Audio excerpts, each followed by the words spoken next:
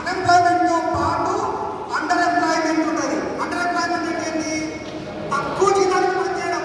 అరవై 1000 రూపాయలు ఇవ్వకుండా పనిలేదు, నాకు 500 ఇచ్చినా చాలు లేదా 200 ఇచ్చినా చాలు నేను పనిచేస్తా అంటాం.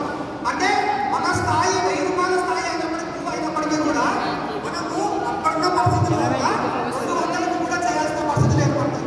కాబట్టి దయచేసి మిత్రులారా, మనము శ్రద్ధగా నేర్చుకోవాలి, చదవాలి. ఓకేనా? మనం చదవకపోతే ఏమవుతుందంటే చాలా వెనకాల పడిపోతారు. మీ పైన డిపెండ్ అయిన వాళ్ళు ఎంతో మంది ఉన్నారు, మీ తల్లిదండ్రులు అయితే, మీ బంధుమిత్రులు అయితే, వీళ్ళందరూ కూడా. తర్వాత మీ పైన డిపెండ్ అయి ఉన్నారు, మీరు మర్చిపోకూడదు. ఇవన్నీ దృష్టిలో ఉంచుకొని ప్రతిదీ కూడా నేర్చుకోవాలి. మనకు లైబ్రరీ ఉంది, ఎన్నో పుస్తకాలు ఉన్నాయి, డైలీ న్యూస్ పేపర్స్ వస్తాయి. ఇంగ్లీష్ నేర్చుకోండి, కోడింగ్ నేర్చుకోండి, మ్యాథమెటిక్స్ నేర్చుకోండి, సైన్స్ పైన అవగాహన పెంచుకోండి, సోషల్ సైన్స్ పైన అవగాహన పెంచుకోండి. మిమ్మల్ని ఎవరు అడ్డుకుంటున్నారా?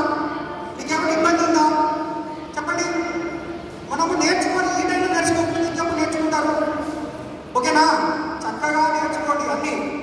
ఇంకొకటి మీకు నేను చెప్పాల్సింది ఏంటంటే, లైఫ్ అందరికీ సక్సెస్ అవ్వాలని ఉంటుంది కదా, అందరికీ సక్సెస్ అవ్వాలని ఉంటుంది, కానీ ఎలా అవ్వాలని తెలియదు. అంటే మనం మీకు సింపుల్ ట్రిక్స్ చెప్తాను నేను, మీకు ఆశ్చర్యకరంగా ఉంటుంది.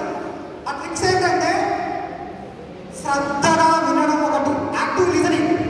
ఓకేనా? ఎవరైనా ఏదైనా చెబుతున్నప్పుడు శ్రద్ధగా వినడం నేర్చుకోవాలి మనం. దానివల్ల మనకు తెలియని విషయాలు చాలా నేర్చుకుంటాం. దయచేసి ఈ విషయాన్ని మీరు బాగా గుర్తుపెట్టుకోండి. I will meet you again after 10 years. Right. Let me know that what kind of impact this active listening will create in our lives. Okay? Dan marsange marta పెట్టుకుంటాం కదా, అన్నెసెసరీగా స్మైల్ ఇవ్వద్దు. తీసేయండి. ఎదుటి మనిషితో మాట్లాడుతున్నప్పుడు రెస్పెక్ట్ఫుల్గా ఒక స్మైల్ ఇస్తే ఏమవుతుందంటే, ఎదుటి మనిషి ఉన్నలేదు రికగ్నిషన్ ఇస్తున్నారు, రెస్పెక్ట్ ఇస్తున్నారు అన్నమాట. That creates a bonding.